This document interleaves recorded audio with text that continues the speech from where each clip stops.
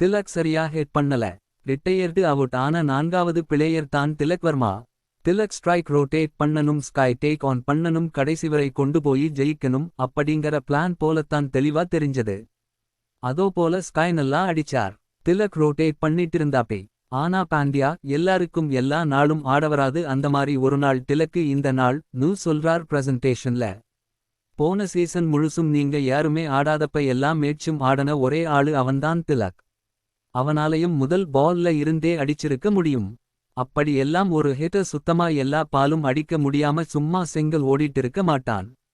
நீங்க ஒரு பிளான் சொல்லிட்டு அதை சரியா பண்ணவனை ரிட்டையர்ட் ஹர்ட் ஆகி வெளிய போக சொல்வீங்க.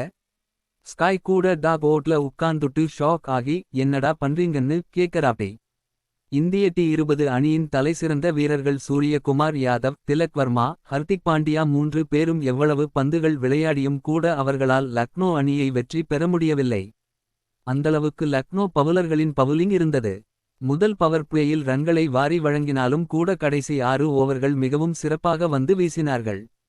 திலக் வர்மா எல்லாம் எப்படி பட்ட பேட்டர். இங்கிலாந்து அணிக்கு எதிராக மிக குறைவான பந்தில் 100 ரன்கள் அடிச்சு இருக்கிறான். அவனாலே இந்த போட்டியில் ஒரு பவுண்டரி தான் அடிக்க முடிந்தது. 21 பந்துகள் விளையாடி.